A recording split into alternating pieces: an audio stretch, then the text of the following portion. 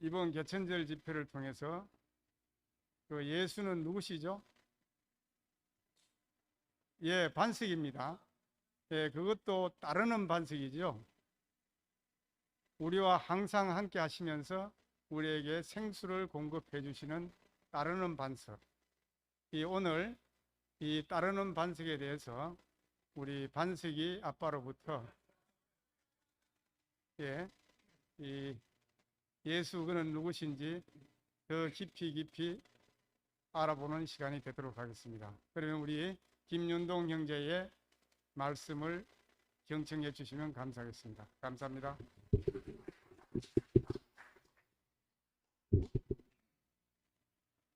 이번에 이제 목사님이 3번 하시고 또 김천 목사님이 또 3번 하고 총 6번 했는데 이 분량도 많고 한꺼번에 다 요약하기는 어려운 것 같습니다.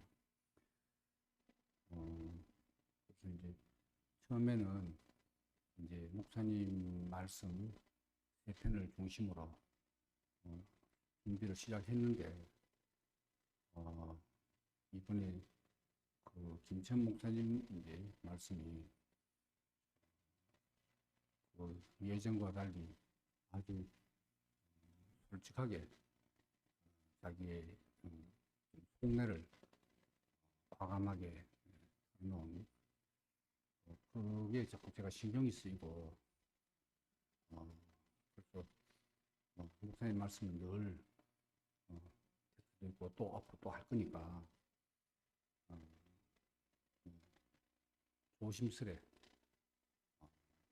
그러니까 제일 처음에 시작했던 사도들과 선지자들의 터위에 그 말씀을 중심으로 제 이야기를 해보려고 합니다.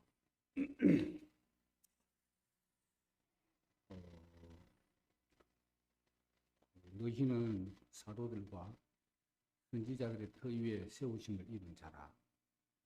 그리스도 예수께서 친히 모퉁이 돌이 되셨느니라. 에베소서 2장 20절.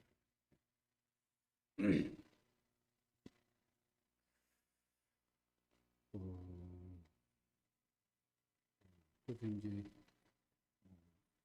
다른 분들은 어떻게 느꼈을지 모르지만 저는 상당히 충격적으로 이 말씀을 듣게 되고 그래서 한편으로는 또 시원하고 그래 교회에서 할 말 다 해야지 이런 이제 그리고 그래서 저도 할 말을 다 해야 안 되겠나 이런 생각을 하고 있습니다. 자꾸 뭐 덮어두고 뭐 위장 뭐 기만 이런 뭐 오히려 답답하고 저도 중요하게 제 아는 만큼 제 연애를 이야기해야 되지 않겠나 이런 생각이 들었어요. 좀 혹시 너무 나가면 좀 여러분들 좀 사인을 해주시도록.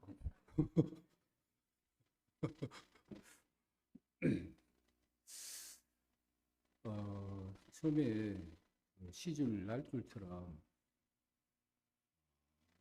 이 두 말씀들이 잘 짜이기를 바란다. 짜는 것은 형제님들 몫이니 잘 짜주시기 바란다. 말씀했는데 그 잘 짜이려면 그 섬유의 질이 같아야 되는 거 아닌가요? 시줄과 날줄이. 근데 시줄 날줄이 실 종류가 틀리는 거야.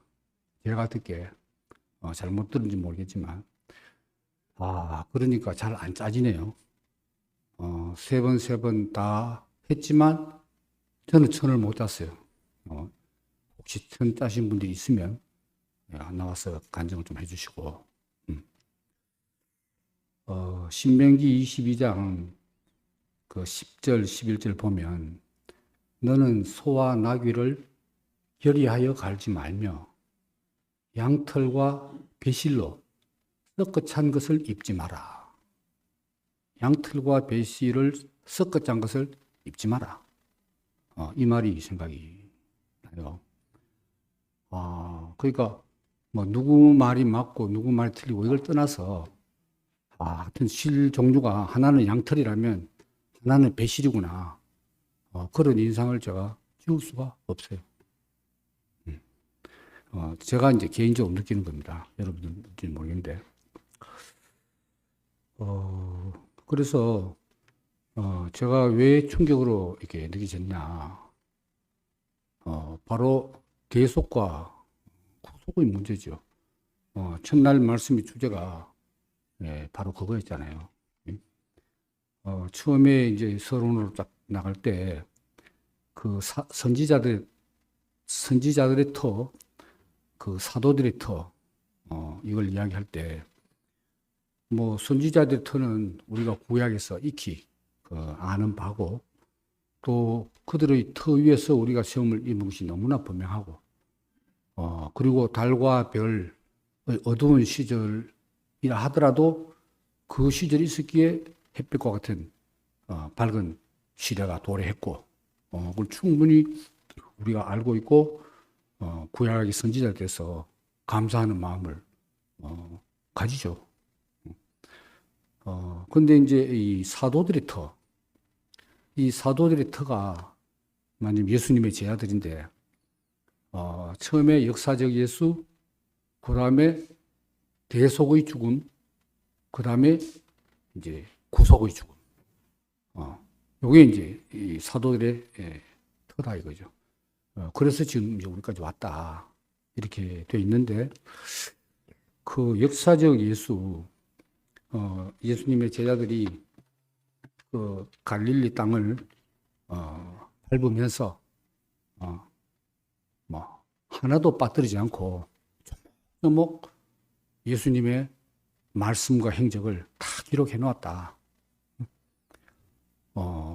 그 마치 그 뭐 왕조실록 같나요? 그때 녹음기가 없었으니까 받아 적고 있잖아요. 나는 한 줄 먼저 적게 그다음 줄 적어라 하고 번갈아 적든지 뭐 했는지도 모르죠. 근데 이게 단순하게 그랬구나. 그 복음서에 기록된 사복음서에 기록된 이 예수의 행적이 왕족실록과 같은 역사적인 사실이구나. 그렇게 옛날에 다 믿었죠. 긴 세월. 그걸 문자 그대로 믿는 게 뭡니까? 보수주의 신앙 아닙니까? 그 어거스틴부터 해서 차라리 훨씬 덜한데 루터로, 칼빈으로, 칼빈주의로 지금까지 우리 주변에 있는 보수적인 신앙이 전부 문자 그대로, 글자 그대로 하나님 말씀이라는 문자주의니까 전부 사실적인 진리다. 이렇게 믿어왔다 이거죠. 근데 아시다시피 19세기 들어서 본격적으로, 그 전부터 18세부터 시작됐지만은 19세기 자유주의 신학자들 시대부터 이거 한번 다시 검토해 봐야 된다. 복음서가 역사적 예수를 사실 역사적 실증적으로 기록해 놓은 거냐. 그 의심을 했다는 거 아닙니까? 왜냐하면 같은 내용인데 이 복음서 저 복음서에 기록이 틀리는 거야. 그럼 이건 어찌 된 거야? 이런 걸 쫙 나눠지 다 해놔가지고 역사 비평, 그걸 다른 말로 고등 비평 하잖아요. 그 실증주의 역사학 방법을 동원해서 쫙 하니까, 이게 정말 하나님의 계시 맞냐? 아니면 그 시대 역사적 상황에서 역사적인 기록물이냐? 그 자유주의 신학의 문제는 목사님이 말씀하셨듯이 계시를 별로 인정 안 하는 거지. 이거 역사적 기록물이야. 다른 역사적 기록물과 마찬가지야. 뭐 석가모니 전기 쓴 거나 예수 복음서 전기 쓴 거나 다 인간이 그 역사의 그 시대 상황에서 적은 거지. 이렇게 돼버렸다는 거 아닙니까? 그런데 그걸 학자들마다 연구해서 이게 진정한 히스토리컬 지저스다 하고 냈는데 학자들마다 다 다른 거야. 전도 말씀드렸지만 대표적으로 민중혁명가다. 묵시론적 종말론자다. 아니면 최고 수준의 도덕 교사다. 이렇게 했다 이 말입니다. 그러니까 진짜 예수는 또 모르게 된 거죠. 야, 그래서 이 불투만의 비신화화, 오히려 탈신화가 더 맞겠죠. 신화를 벗게 되는 탈신화라 해서 신화적으로 표현된 그 껍질을 벗겨내고 속의 알맹이, 그 실제를 한번 찾아보자. 이게 이제 불투만이 시도했던 거 아닙니까? 그게 성공했냐 아니냐는 또 문제죠. 그 성공한 건 아니죠. 우리가 볼 때. 그러니까 목사님이 불과 몇 년 전에 이 문제에 부딪혀가지고, 야, 그 히스토리컬 지저스, 역사적 사실로서의 지저스를 그럼 나는 알고 있나? 심각했다 그러잖아요. 평생을 예수를 이야기하고 예수를 사모하고 예수를 따라가고 연합을 갈망해 왔는데 예수가 신화적 베일에 더 쌓여 있고 거기서 못 찾아낸다면 그럼 내 인생은 뭐가 되며 나를 따라온 사람들은 뭐가 되느냐. 거기서 자, 뭐 그게 사실 역사적 사실인지 그냥 신화인지 모르지만 한 가지 분명한 거는 예수가 십자가에서 못 박혀서 죽었다. 이 하나는 그 불투만도 그렇게 말해요. 신화적인 게 많지만 기적인 전부 신화고 동정 마리아 탄생 신화, 뭐 성육신, 말씀 육신 그 신화, 부활 전부 다 신화. 근데 역사적 사실 하나는 예수가 십자가에서 죽었다. 이거는 부인할 수 없는 히스토리다 이거죠. 여기에서 그럼 그 역사적 사실을 역사적인 실제적인 예수 그 죽음이죠. 뭐. 그 죽음에서 나의 그리스도를 나의 구원자를 발견해야 될 거 아닙니까? 그렇겠어요? 그러니까 이게 간단한 문제가 아니지 않나 이런 생각이 들어요. 그리고 어쨌든 제자들이 삶으로 예수를 따라다녔기 때문에 그분의 죽음은 우리 죄를 대신해서 제물로 드려진 죽음이구나.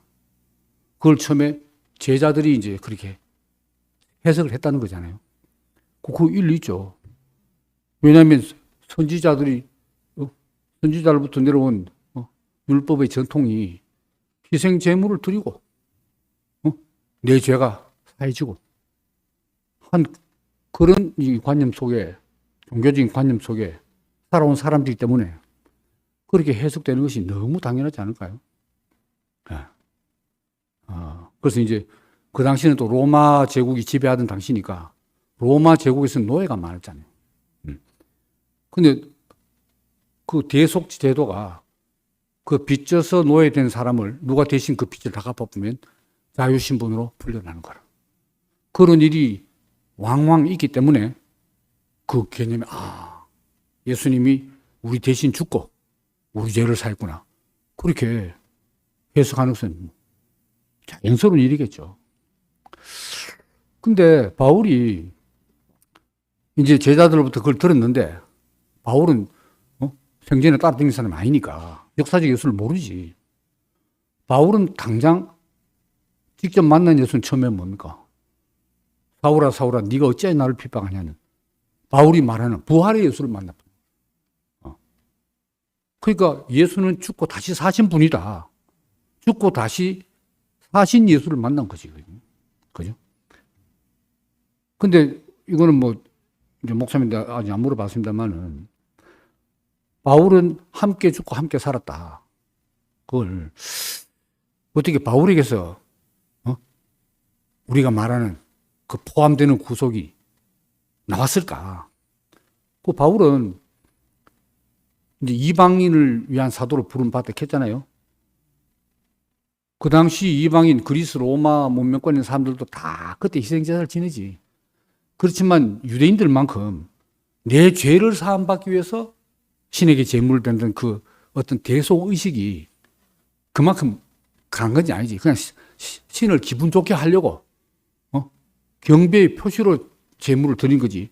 이 제물 드리고 내 죄를 사함받는다 하는 그런 의식은 별로 안 가진 사람들 아닙니까? 그러니까 예수가 우리의 죄를 대속했다고 전파하면 그 이방인들이 띵 받칠 거 아닙니까? 신을 경배하는 제물은 이해가 되는데 그 제물 들으면 내 죄가 사해진다. 그게 좀 성경에는 없지만 좀 제 추정입니다. 좀 벽에 부딪혔을 거 아닌가. 뭐 또 다른 이유도 있겠지만은 그런 것이 많이 작용하지 않았고 자기 자신의 문제도 있겠죠. 자기 자신의 문제도. 그래서 어쨌든 함께 죽고 함께 산다는 이 계시를 성경 도처에서 표현했는데 저도 목사님 만나기 전부터 그냥 일반 신앙생활 할 때도 함께 죽고 함께 살았다는 걸 제일 모르겠더라고. 왜냐하면 시간적으로 자꾸 생각하니까 내가 언제 2000년 전에 그거 가지고 함께 죽고 이런 생각이 드니까 한번 느껴보려 해도 안 느껴져. 그 워치만이 그 무슨 책에 옛날 보면 그런 대목이 나와요. 중국에서. 그게 뭔가 막 기도하고 느껴보려고 하다 어느 날 갑자기 막 깨달았다 하면서 기뻐 날뛰듯한데 그 워치만이도 어째서 깨달은지는 설명이 없어요. 바울이 그냥 그 말만 해놓았지 어째서 함께 죽고 함께는 그 설명이 없었다 했어요. 풀어먹이는 게 없었다 하는 거예요. 그게 뭐 틀리다는 말이 아니고. 그러니까 목사님 이 대속을 믿어봤으면 되지. 죄 사함을 믿습니다 하면 되는데 안 믿으려는 게 아니고 성경에 있지만은 안 믿기더란 거 아닙니까? 그 당시에 그리스 로마를 위시한 이방인들이 잘 안 믿기지 그때도 잘 안 믿기지는데 우리는 더더구나 안 믿기지는 게 정상이지. 안 믿기지는 게. 근데 뭐 쉽게 믿는다는데 진짜 믿락하고 따질 필요는 없는데 우리 일반인 경우는 안 믿기는 게 정상이야. 이게. 그래서 이 자유주의 신학 계열의 신학자들은 대속의 죽음을 못 믿겠다. 노골적으로 말. 왜 못 믿냐? 그 하나님이 너무 옹색한 하나님 아니냐? 아버지도 성경에 보면 집 나간 탕자를 그 죄를 묻지 않고 바로 받아주는데 하나님이 사랑과 자비 하나님이 돼가지고 그 인간의 죄를 꼭 속죄 제물을 안 드리면 니는 안 받아준다. 그게 말이 되냐? 이렇게 말. 그거는 인간을 죄인으로 만들어 놓고 또 속죄 제물을 바쳐 가지고 용서해주고 그는 병 주고 약 주는 식의 하나님 아니냐? 옹색한 하나님, 장인한 하나님, 치졸한 하나님, 병 주고 약 주는 하나님 아니냐? 그렇게 생각할 수 있잖아요. 그래서 뭐라고 말하냐? 이거는 굳이 말하려면 대속이 아니고 대고다. 우리를 위하여 죽었다는 것은 그 죽어가지고 내 죄가 사해지는 건 아니고 굳이 말하자면 대고, 내 대신 고통을 받고 내가 나음을 얻고 편안함을 얻고 이거다. 그런 것은 예수와 우리의 관계 아니라도 이해 안 되나요? 저도 우리 아버지와 우리 어머니 관계에서 죄 때문에 일생 고생을 하시지. 아시다시피 저 여동생 지영이 때문에 저희 어머니 아버지 특히 어머니가 그것 때문에 일찍 돌아가셨다. 화병에 정태하고 살면서 이제 둘이 만나서 같이 밥 해주고 있으면서 화병에, 당뇨에, 막 온갖 병을 엄마가 딸 때문에 다 얻은 거야. 그러다 딸을 위해서 돌아가셨지. 그건 대속이 아니라, 그렇다고 뭐, 죄가 사해집니까? 대고지. 딸 대신 엄마가 고통을 받은 거지. 딸을 위해서. 그렇게 말해요. 제가 말한 게 아니고, 대속이라고 굳이 말하려면 대속은 안 되고, 대고라고 해야 되지 않냐. 제가 한 말하고, 유명한 학자 그렇게 말해. 제가 동의하고. 그런 거예요. 그러니까,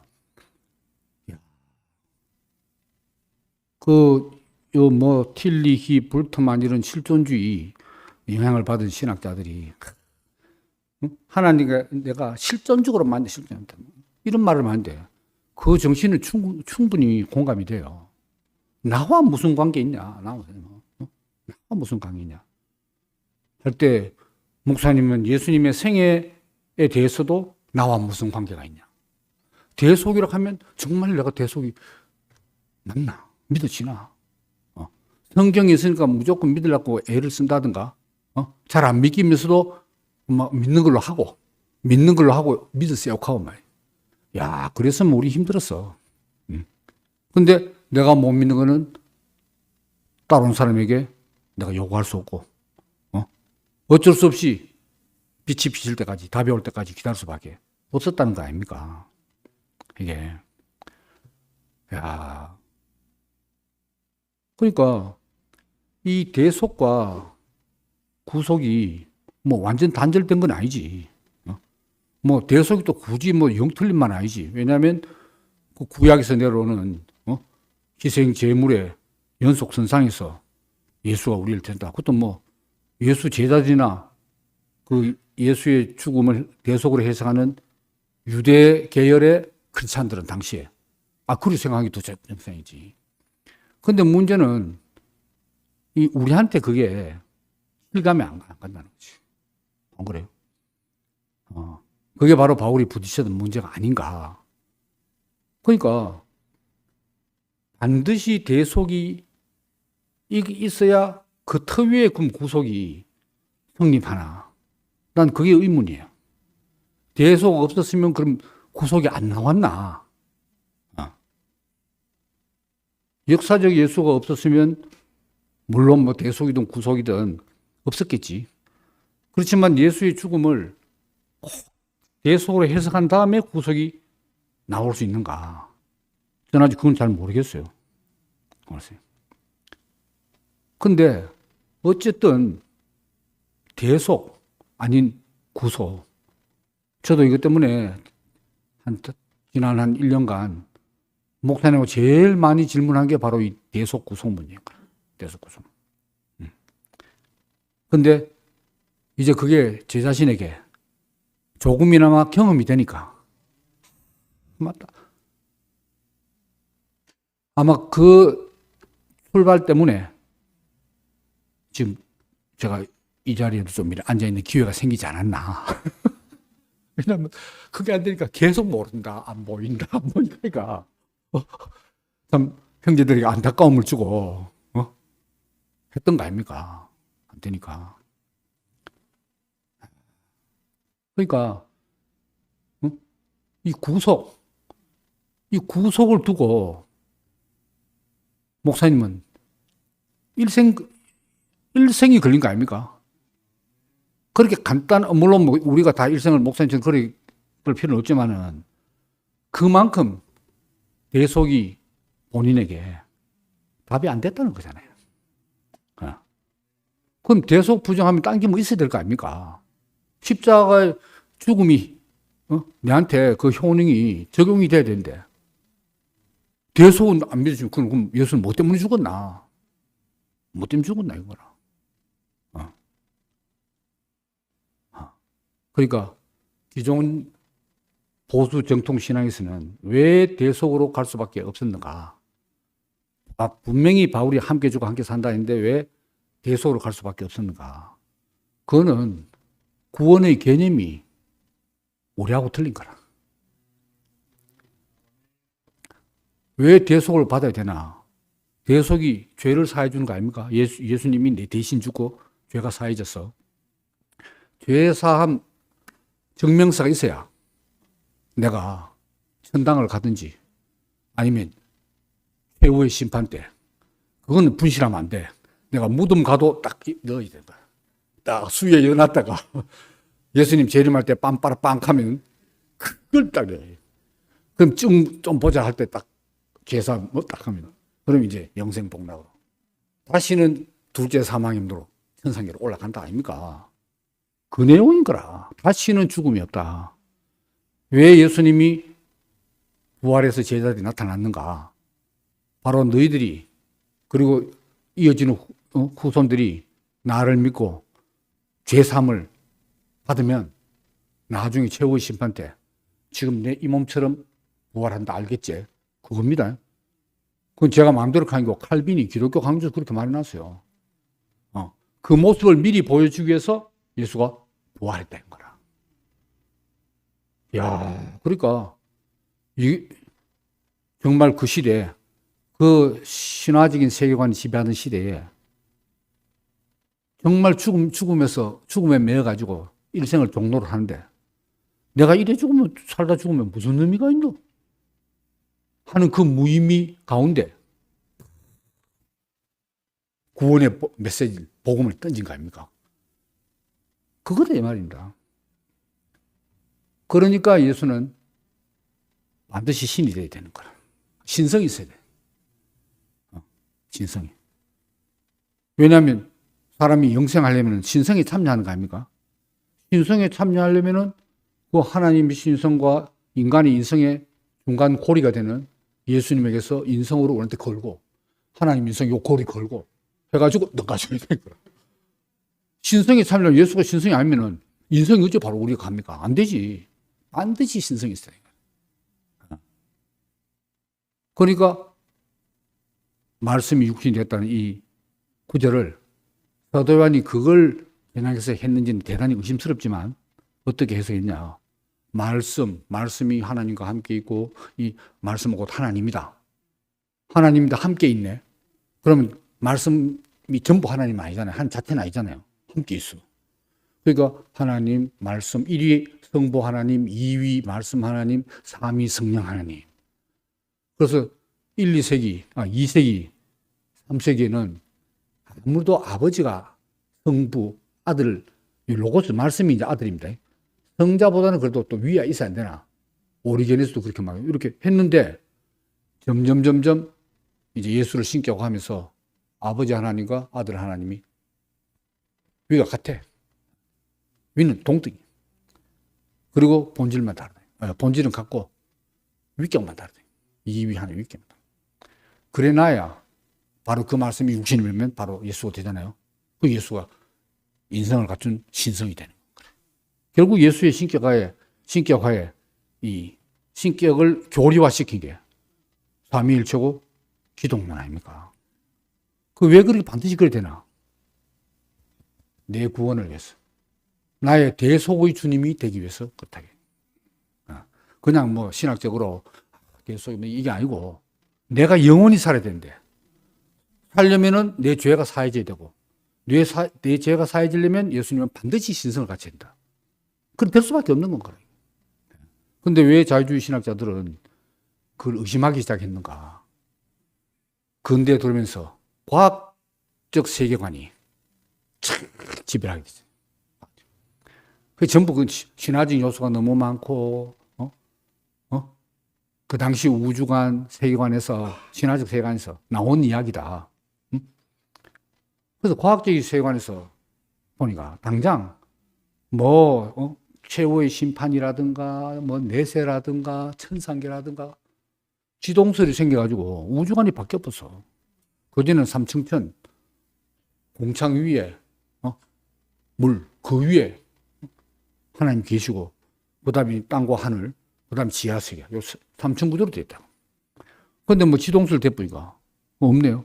지금은 빅뱅에 블랙홀에 우주 팽창설에 그러니까 의심이 안 될 수가 없지.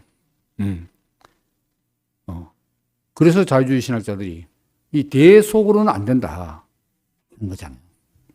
자유주의 신학자들이 뭐 다 맞다는 건 아니지만은 그런 이야기죠. 그러니까 이걸 제가 생각할 때는 그냥 역사적 예수에서 대속의 죽음으로, 대속의 죽음에서 또 돌 하나 쌓았어요. 그 위에 또 구속의 죽음으로. 야, 역사적인 순서는 그렇겠지만은 반드시 대속이 돌 쌓아져야 그 위에 구속이 쌓아집니까? 그건 아니지. 그 당시 세계관에서 뭐 최선을 다해서 한 거지만 또 그것이 있었기 때문에 뭐 기독교가 유지되고 기독교가 유지됐으니까 지금까지 우리가 거기서 또 몸담고 있다 나올 수 있기도 해가 감사하지. 그렇지만 그냥 연속은 아니다 이 말입니다. 선지자들도 마찬가지예요. 그 선지자들이 그 당시에 선지자마다 그 당시 유대 사회에서 어떤 대접을 받았습니까? 그 유대교가 선지자들을 제명에 살게 안 뒀잖아요. 중에서 그 안에서 지하 수처럼 하나님의 경륜의 물줄기가 끊이지 않고 흘렀다 하는 거 아닙니까? 우리는 그 전통이지. 그 전통이지. 그래서 야, 이 구속의 복음 다시 말하면 이제 그것도 이제 분명히 한 건 그런 것 같아요. 이제 말하자면 대속, 구속, 속량 요걸 히라버 성경을 찾아보면 단어가 같아. 그러니까 단어가 아예 대속이 있고 구속이 다른 걸로 생각하시면 안 될 것 같아요. 그래서 이제 대속하면은 대신이라는 의미가 강하지. 속한다는 것은 내가 값을 치르고 이제 막 찾아온다 하는 거고, 대신 속한다고. 구속은 값을 치르고 구한다. 해방시킨다. 해방이라는 뜻이에요. 해방. 그러니까 아포리트로시스 또 아니면 리트로시스 그걸 번역할 때 대속이라고도 하고 구속이라고 하고 또 뭐 세 번이서 속량이라도 하는데 그게 히라버는 같아요. 그러니까 우리가 이제 말하면 인격하는 것도 인격에는 단어는 같지. 그렇지만 이제 우리가 말하는 인격은 오히려 반대 의미를 가지고 있어. 우리가 고민을 많이 했는 거 아닙니까? 야, 인격이 헷갈리기 쉬운데 바꿔야지 한데 바꿀 단어가 없네. 그리고 저 영어 번역하는 팀들이 인격을 또 영어로 번역하려니까 또 더 어렵네 이게. 왜냐하면 비슷한 거 하려면 딴 뜻이 돼보니까. 그러니 목사님 그때 뭐 인격 그냥 그 발음대로 영어를 해라 하는 말씀도 했다는데 그와 마찬가지로 막 구속과 대속이 아예 막 히라버 단어 다루고 해가지고 한 건 아니고 단어는 같아. 그렇지만 우리는 대신이라는 뜻이 아니고 포함이라는 뜻으로 우리는 해석한다. 근데 대속하면서 포함이 갈 수는 없잖아요. 그건 대속은 대신이고 구속은 막 같은 의미지만은 우리는 포함이라고 이제 해석한다. 이제 그 말이죠, 뭐.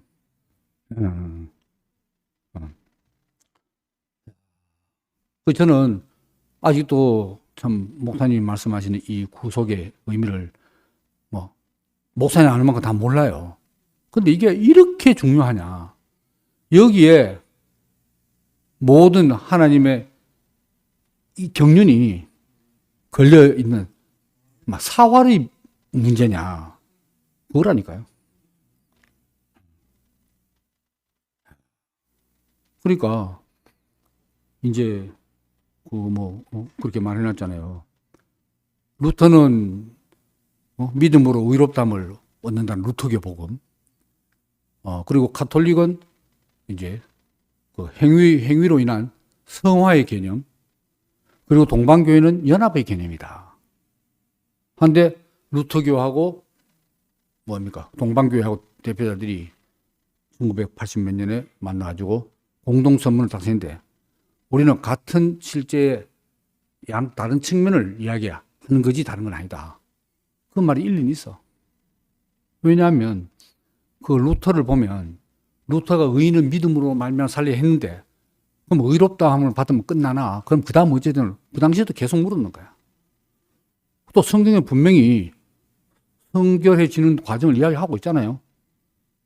그러니까 루터는 그걸 부정할 수는 없고 가톨릭처럼 그렇게 자기 노력으로 행위를 할 수는 없고 의롭다 함을 받은 사람은 그 은혜로 말미암아 자연스럽게 성화의 삶을 살게 돼 있다. 루터는 그 정도로 말하지. 가톨릭은 그 전부터 잉여 공덕설로 대변되는 행위, 구원에는 우리가 행위가 동참돼야 된다. 하나님의 은혜만 가지고는 안 된다. 그거 아닙니까? 근데 이제 동방교회 그리스도와 연합, 그 연합은 그럼 우리가 말하는 연합인가요? 아닙니다.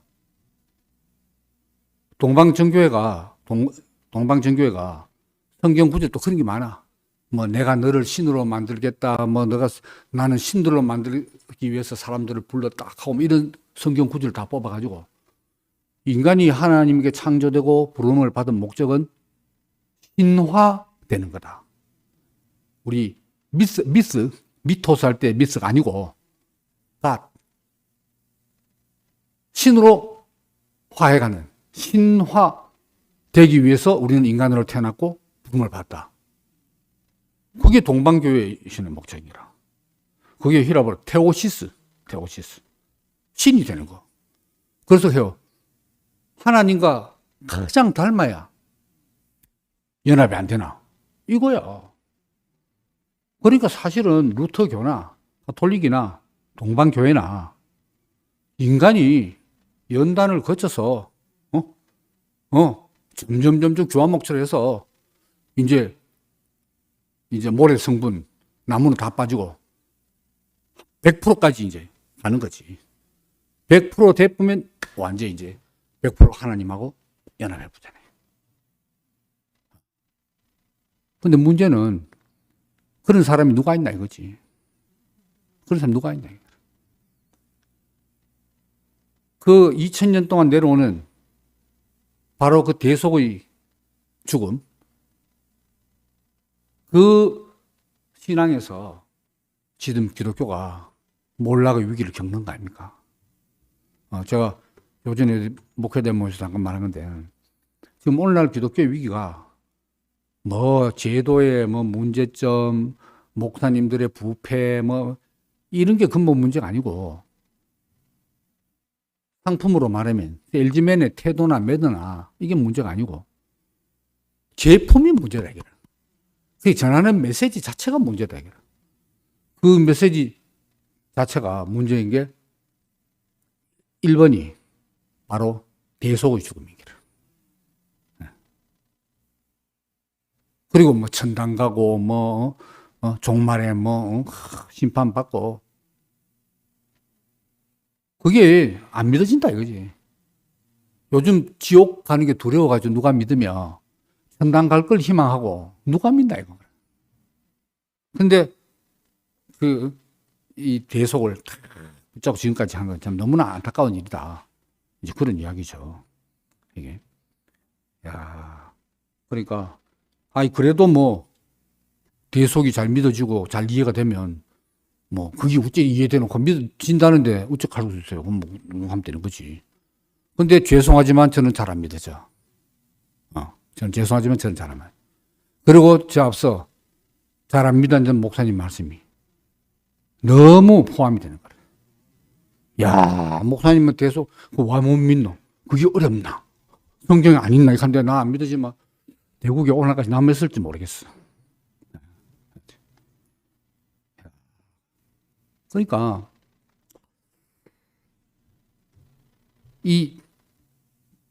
나의 이 실존적인 이 문제를 가지고 바로 주님께 딱 부딪히는 뭐 부딪히려고 부딪히나요?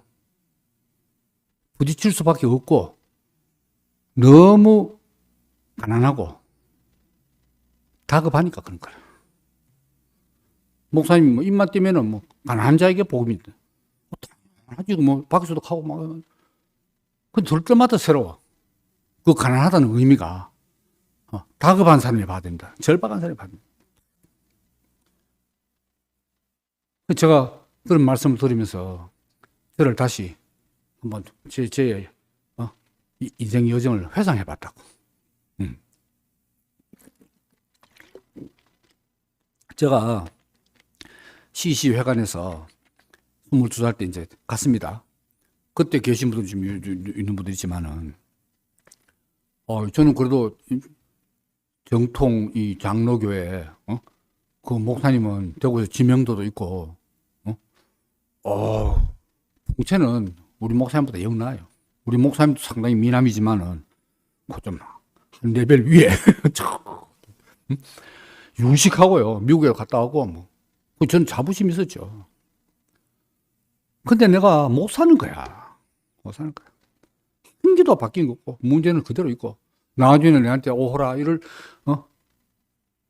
탄식을 하고, 누가 이 사망의 몸에서 건져내라. 이런 지경이었다고요. 그 지경이니까, 목사님 CC회관에 또 갔는데, 말리 전에 딱 앉아 있는데, 찡하게 뭐 와보는 거야. 이거는 직감이고 본능입니다. 누가 나를 살릴 짠가. 그거 말로 다 설명 못 해요. 처음에 우리 CC, 문화체육관 그 출연할 때, 그때 내가 대구역 광장에서 처음 만났거든. 거기서 만나가 인사하고 올라갔다고. 벌써 광장에서 딱 이래 오는데, 내 첫인사한테 좀 분위기가 좀 틀리더라고. 그러다가 오방중을 갔다 와가지고 딱 회관했는데, 그 자리에서 누가 뭐라 하든 내 눈에 비친 모습은 예수님과 제자들의 모습이 딱 비친 거죠. 2000년 전에 바로 이 광경이었구나. 딱 보이더라고요. 목사님 마지막 날 말씀하셨나요? 두 번째입니까? 인공향하고 천연향하고 그 구별은 왜냐면 분석이 말하면 똑같은데 내가 이 성분을 분석해 보겠다 해가 쫙 하면 성분 똑같은데 풀어내는 거 보면 그렇지. 그 벌은 왜 할까요? 꿀벌 향인지 인공 꿀벌 향인지 어찌 알까요? 쥐는 진짜 꿀 안 먹으면 죽으니까. 벌은 지 장식하려고 꿀 바르려고 지금 하는 게 아니야. 꿀 바르려고. 지금 안 먹으면 죽고, 먹으면 살고, 죽냐 사냐 문제가. 그거는 지금도 마찬가지인 것 같아요. 사람에게도 마찬가지라. 향을 감별하는 건 사람 기능이 없을지 몰라도, 내 존재를 살릴 말씀이냐? 말은 맞는데 못 살리는 말씀이냐? 그거는 그 어떻게 객관적으로 말할 수가 없어. 저는 그 철학과 다닐 때 좋은 말에 지친 사람 아닙니까? 학교 가면 일고시부터 좋은 말이라. 동양 철학의 공자, 맹자부터 해가지고 거기 또 여러분 잘 모르는 이 동양 고전의 학자들 많아요. 선생님 또 한자 팍 써가지고 있잖아요. 그것도 또 가면 또 한트 해가지고 또 많네. 매 시간마다 동서고금에 성현들, 철인들 다 나옵니다. 원래 4년 배웠잖아요. 근데 왜 인생이 그렇게 공고할까요? 그 틀린 말이 어디 있습니까? 다 맞지. 근데 내가 못 사는 거라. 그래서 제가 교회 문을 두드렸는데 역시 거기서 내가 못 사는 거라. 그때 성경 더 많이 읽었어. 영어 성경, 독어 성경, 일어 성경 놓고 있잖아. 주석서 놓고 있잖아. 발표하고 있잖아. 지식일 뿐이라. 야. 신학자들 있잖아요. 조금 쉽게 쓴 사람도 있고 대부분 신학자들 어려운데, 그거 읽으면요, 그럴듯해요. 왜? 철학이든 신학이든 논리성이 있어요, 논리. 그 사람이 그 논리에 딱 혹해지는 거라. 음악이나 예술 이런 계통은 이 감성에 막 되지. 요런 학문적 여기는 논리. 촉촉촉촉촉 하면은 맞아. 맞네. 하다 보면 막 빨려 들어가는 거라. 그 제가 몸담고 있던 게 그 바닥 아닙니까? 논리로 먹고 사는 이제 그런 거라. 야. 그래서 저희 뭐 돌아가셨지만 저희 은사님 중에 스타 교수님 있어요. 그분의 저서를 사르트르를 이 우리말로 이제 선생님들 유명해요. 우리나라 그 책이 잘 썼습니다. 철학 글인데 감동적이야, 감동적. 그걸 읽으면 그분만큼 인류를 사랑하는 사람이 없어. 그렇기도 하고 제가 대학교 1학년 때 교양 과목인데 사르트르의 실존주의는 휴머니즘이라 하는 그 번역된 교재가 그걸로 한 학기를 했어요. 아우, 내가 그때 진짜 여비만 있고 했으면은 프랑스 그때 살아있었거든. 가서 사르트르 만나보고 싶더라니까. 만나서 막 당신이 나의 주님이 되고 싶더라니까. 얼마나 인류를 사랑한지, 휴머니즘으로 충만한지. 근데 어저께 그 목사님 말씀하신 그 사람이 계약 결혼했잖아요, 마누라. 까미라고 사르트르 보바르 분하고 그 사람이 계약 결혼했죠. 그 사람은 뭐 핵전대 반핵 운동에 제일 앞장서가지고 있잖아요. 세계적인 석학이 뭐 반핵 운동에 제일 앞장서가지고 가고 있잖아요. 네. 야, 그러니까 글만 가지고 몰라요. 그 제가 첫째 날, 두 번째인가 목사님이 인공향을 말씀하시고 다듬은 돌이 논리적인 돌 아닙니까? 말로 말하는. 그 철학자든 신학자든 유명할수록 대건축물을 짓잖아요. 어마어마한 유럽의 그 고딕 성당처럼 건물을 세우는데 기초부터 해가지고 있잖아요. 얼마나 정교하게 다듬으면 될까요? 그게 사람이 완전히 빨리 들어가버지. 왜? 논리적으로 다 맞으니까. 내가 볼 때. 아니, 천재가 논리적으로 했는데, 그래, 우리 보통 사람이 압니까? 근데, 문제는 뭐냐. 그 어떤 논리 전개보다 그 사람이 어디 있느냐. 어디 있느냐. 어느 자리에 서 있느냐. 그게 안 보이는 거야. 그거는 말 안 하고 딱 하는 거야. 야. 그래서 제가 3학년 때 목사님 딱 만나고 그때 빈 교실인데 수업 기다리는데 저 혼자 앉아있어요. 저도 모르게 제 입에서 탁 튀어나오는 석가야 너가 어디 있느냐. 내가 하는 처럼 석가야 네가 어디 있느냐. 보이래요. 불교도들이 뭐 보면 뭐 때려 죽이러 가겠지. 근데 그때 제 눈에 딱 보인 석가모니는 인류 중에서 그냥 동산 멀리 제일 끝에 딱 앉아가지고 여마시중 미소 짓는 가장 멀리 위치를 이탈한 사람 보이더라고요. 내 그래 보였어요. 이야, 그 심오한 불교의 그 말씀, 불교의 그 한자 있잖아요. 사자성어 해가지고 생각해도 끝도 없지. 산스크리트를 또 불경 한자로 번역하니까 원뜻도 또 달라. 그거 빠져보면요. 일생이 시간 모자랍니다. 위치. 똑같은 사실을 두고 위치가 다르면 완전히 다른 논리를 펼쳐. 그런데 사람들이 그 위치를 보는 눈이 없는 거야. 왜? 자기도 위치 다른 사람이니까. 그게 뭐 상대성입니까? 절대 좌표가 있었는데 기점이 있었는데 자기도 없으니까 더 상대주를 보이잖아요. 그래서 위치 있다는 사람은 절대주의를 내세우면 안 돼.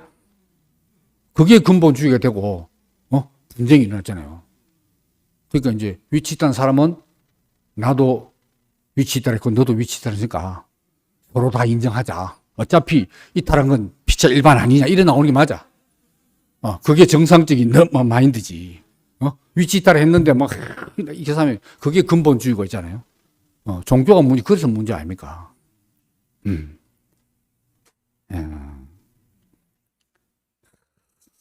그래서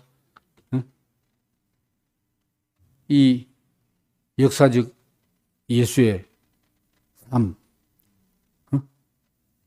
그리고 구속의 죽음, 대속의 죽음, 구속의 죽음이 어떤 면에서는 연속적이고 라고 할 수 있지.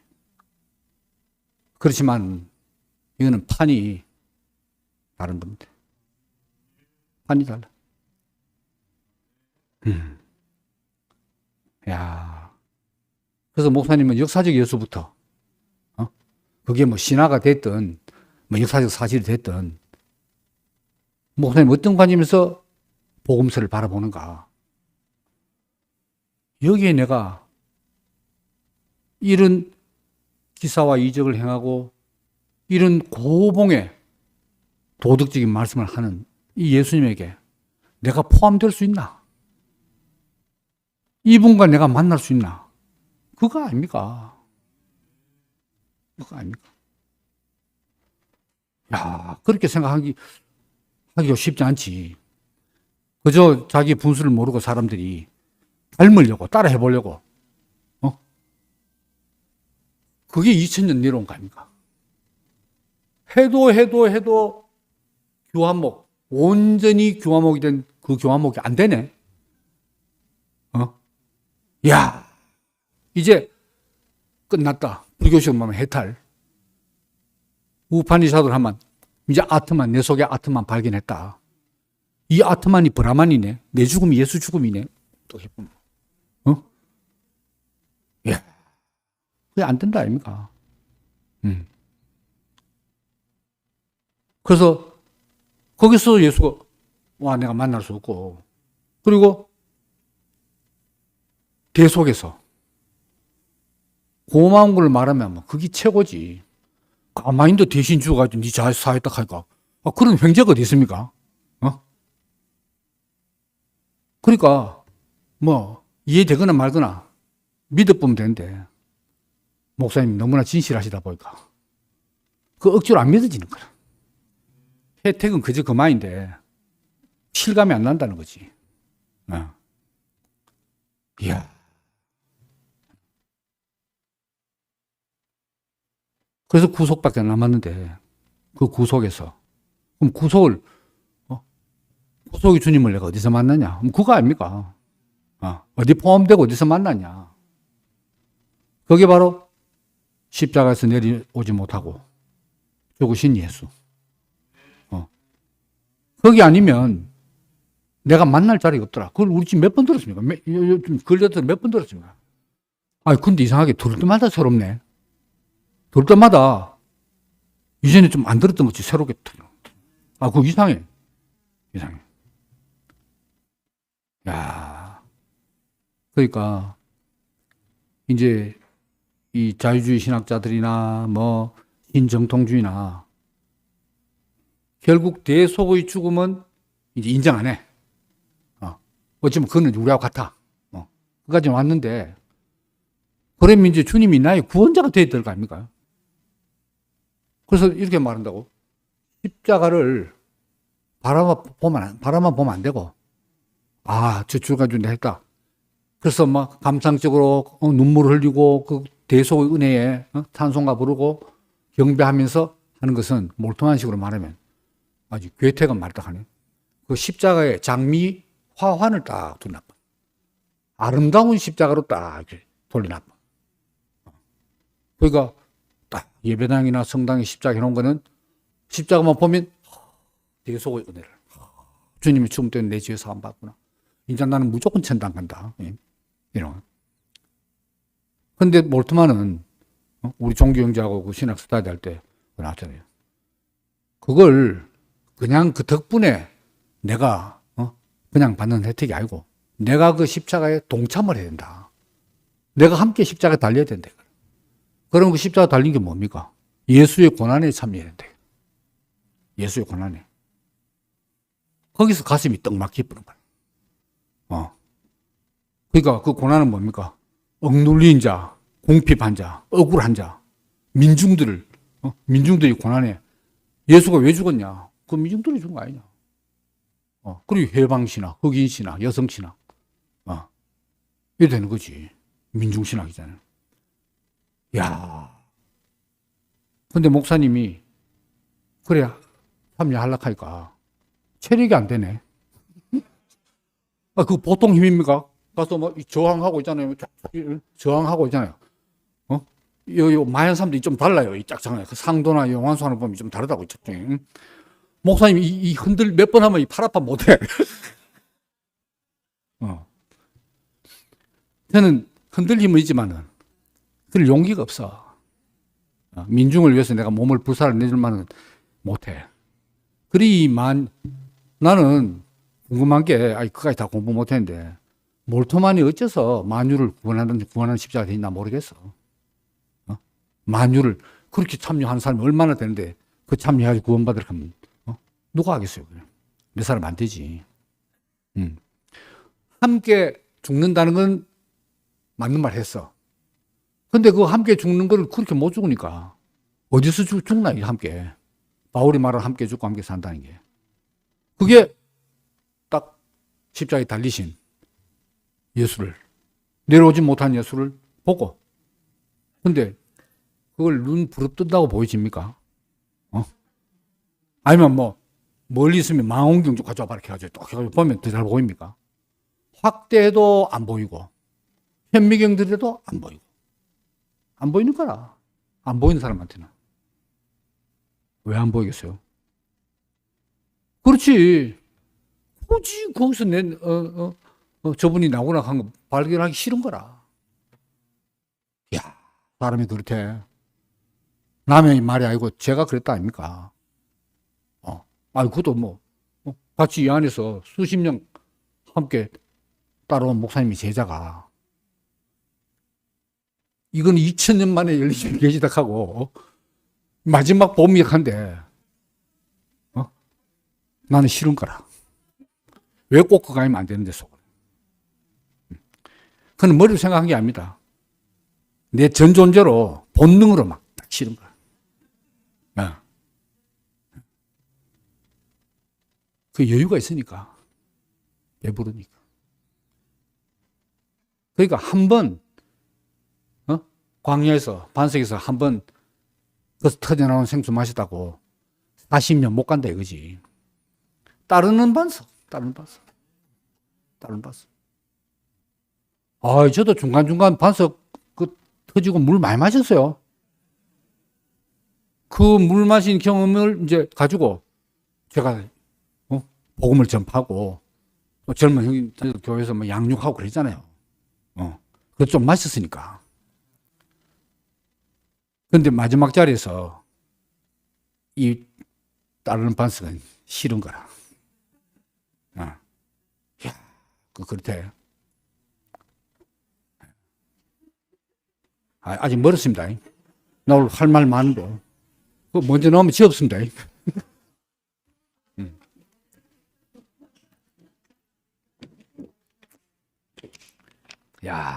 그래서 저는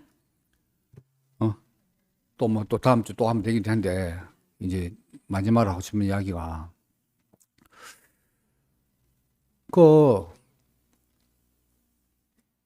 배울 점 많고 본받을 점 많은 거는 그걸 하면 그건 사제지간입니다. 사제지간. 그 사제지간하고 부자지간은 천지차이인 것 같아요. 육신적으로도 세상에서 부자지간은 아담이지만은 선악과가 가장 적용이 덜 된다 아닙니까? 저희 여동생하고 저희 엄마하고 있잖아요. 뭐 아버지도 모르지만 특히 엄마가 여러분들 아시는 우리 여동생 관계에서 엄마가 늘 하시는 말씀이 야 이년아 너는 자식이 아니고 원수다 원수. 그 말을 다 알고 있었어요. 내가 봐도 그래. 저게 진짜 자식이야 원수지. 너는 나를 말로 죽이려고 태어났다. 엄마 그렇게 말했다. 그런데 말은 그래 하면서 예를 들면 이제 추석이나 구정 때 있잖아요. 희동이 집하고 저희 집하고 이제 엄마하고 이제 세 집이 모이잖아요. 아침에 만나면 뭐 웃고 그다음 어쨌든 하하하 하고 막 하루 종일 분위기 좋아. 막, 또 희도하고 좋아하고 뭐 워낙 사이 좋으니까. 그랬는데 저녁 때 이제 헤어질 쯤 되면 꼭 예외 없이 우리 엄마의 대성 통곡으로 끝나. 그럼 우리도 놀래가지고 서방님 진짜 크시지 왜 그 끝에 이래 우시면 가면서 막 우리 곧 고칠 때니까 말할 시간인데 야 아들아 너가 잘못 너 문제가 아니다.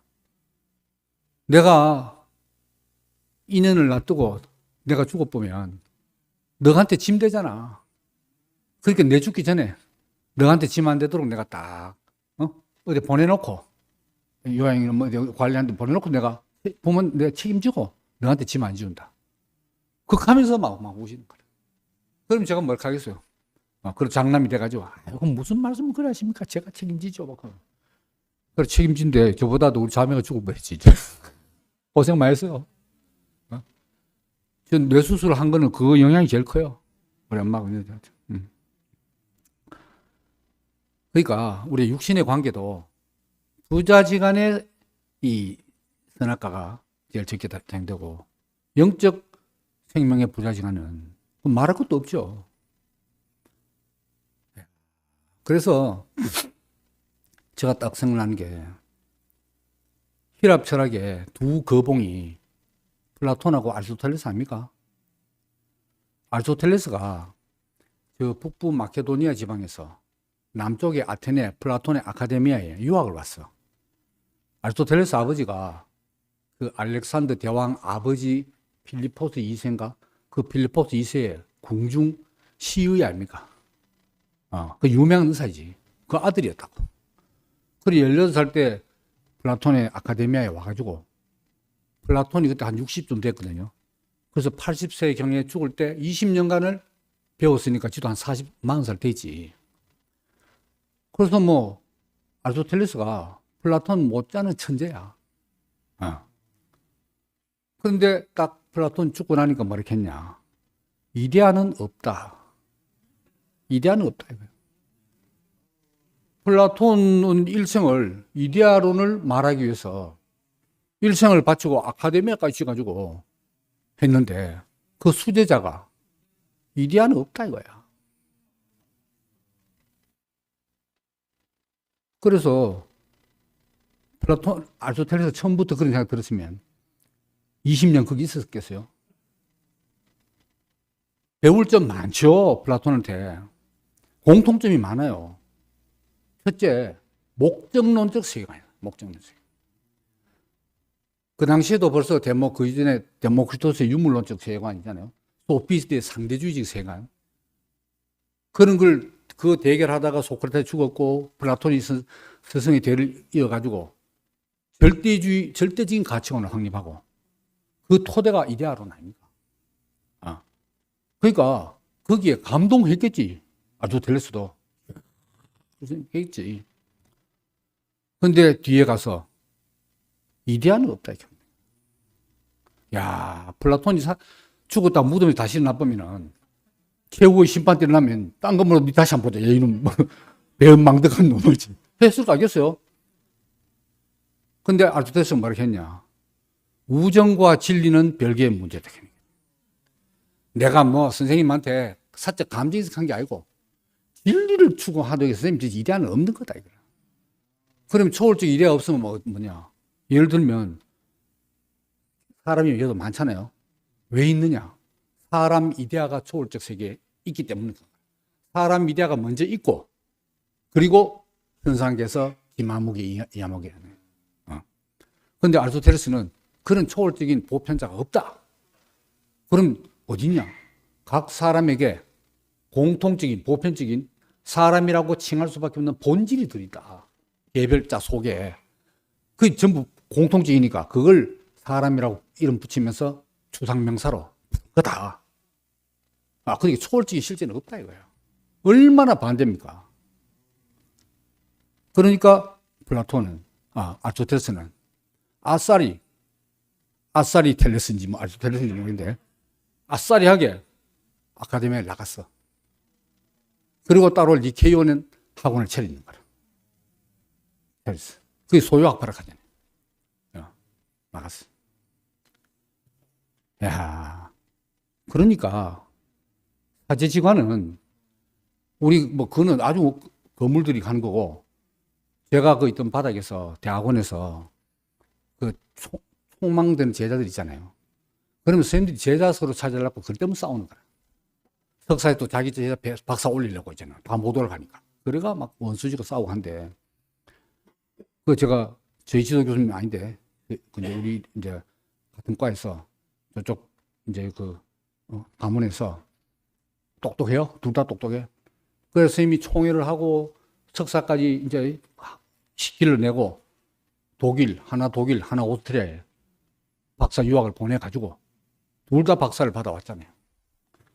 선생님이 흥분을 해가지고 사람 아직 오지도 않았는데 학부 학생들 수업했어. 막 세계적인 학자들 선전 다 하고 이랬다고.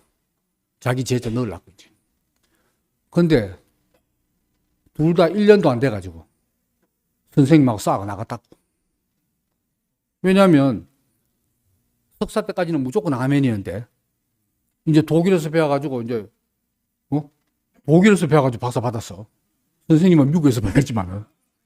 그 선생님 하면 저는 무조건 아멘인데 안 캐.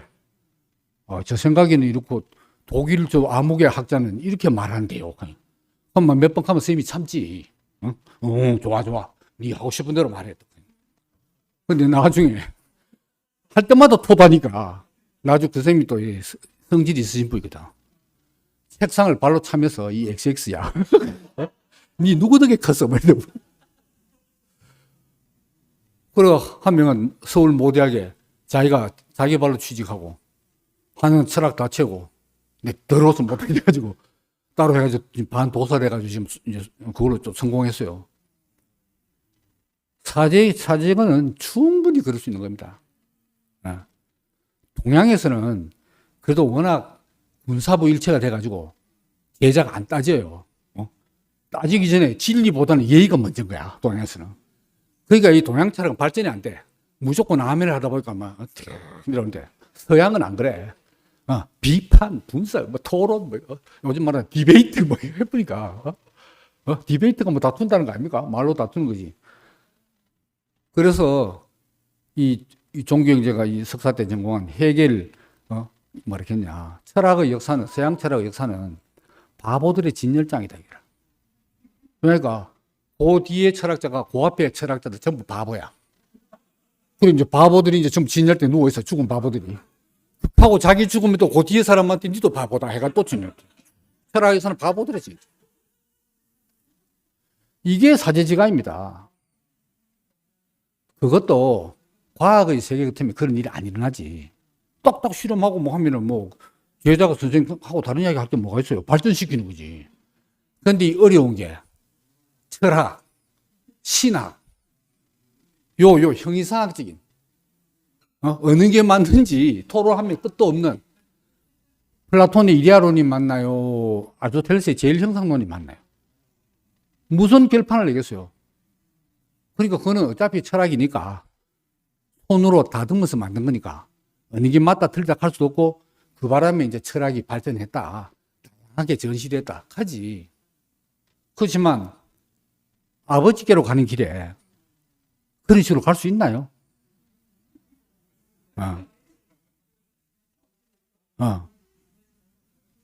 아리스토텔레스도 분명히 초기에는 내 모든 것은 선생님부터 하지 내가 하는 게 어디 있습니까? 하면서 다 했어. 그때 결론은 그때는 반대야. 그러면 그때 앞에 했는 그거는 마치 끝까지 한 것처럼 이야기한데 아리스토텔레스는 그 말을 안 했어. 아싸리하게. 나는 이렇다. 딱 한 거지. 야, 그러니까 아버지와 아들. 그래서 저도 나는 목사님한테 사제과외가 부자가가 이 반성을 하지 않아서 그거는 내가 혹시 사제지가 이럴 거 있잖아. 작년에 목사님 뭐 이래가 있는 데 있잖아요. 가가지고 물으면서 하면은 내가 볼 때는 목사님이 내 질문을 경청을 안 한 것 같아. 질문 내용 관계없이 만날 하신 이야기 해보는 거라. 그러다 시간 다 돼가 나와도 막. 내 딸이는 한번 작심하고 있잖아요. 막 갔는데 또 뭐 딴 이야기하고 뭐 아주 누구 막 아예 질의 응답이 안 돼. 그때는 어쩌면 사제지간 비슷했겠죠. 근데 그게 아니라. 그때 내가 궁금하고 질문했을 뿐이지. 출발이 나는 그 안에서 생명이 탄생했는가. 뭐 누가 뭐 70억이든 80억이든 니 뭐 탄생했노? 니 행동을 바라해도 관계없어. 나는 이엘레 목사님이 나의 아버지야. 그분이 뭐 온전하나 아니나 만났더니 이런 문제 아니라니까.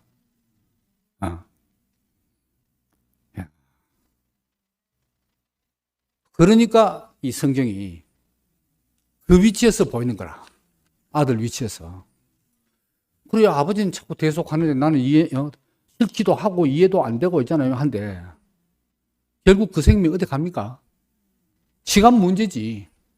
내 붙어 있던 소유 때문에 하다가 결국 이 뭐 어느 게 만난 말 이전에 아버지 존재 자체가 그 마음이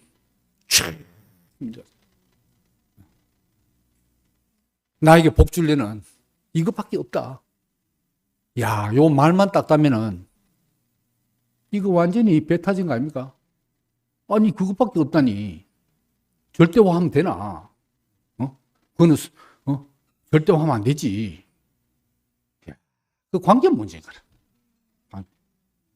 그러면은 예수가 내가 곧 길이다. 그러면 내 아니면 길 없다 그 말 아닙니까? 그거는 보통 절대적인 말입니까? 그러니까 유대인들이 저 웃기고 앉았는데 네 알면 할 데 없단 말이가. 그거 아닙니까? 그러니까 그리스도 안에서 인 크라이스트 안에서는 절대적인 것밖에 없어. 인 아담에서 상대적인. 아담은 상대적이라 돼. 거기서 절대하면은 안 돼. 아담답지 못해. 아담답지 못해. 야, 그래서 정말 이 뭐라 합니까? 그 철학 논문도 그냥 논문이 아닙니다. 인류를 사랑하고 이래야 사회가 이렇게 해결되고 저래. 근데 그게 자기가 안 실려 있어. 자기 고백이 아니야. 말은 뭐 그럴듯해. 자기 고백이 아니야. 그게 인공향이고 다듬은 돌 아닙니까? 아니 한번 생각해봐요. 제단을 만드는데 하나님께 정성 들여 다듬어야지. 왜 다듬지 말라고 해? 그건 자기 자신이면, 아버지 앞에 아들이면 다듬을 필요가 없어. 아버지 앞에 뭐 예의를 갖춰야 됩니까? 격식을 갖춰야 됩니까? 내 자신으로 딱 나가면 되잖아요. 뭘 그렇게 다듬어. 그래서 저는 어쨌든 참 이번 일로 정말 너무나 참 복된 자리에 있구나. 그걸 참 고백하지 않을 수 없네요.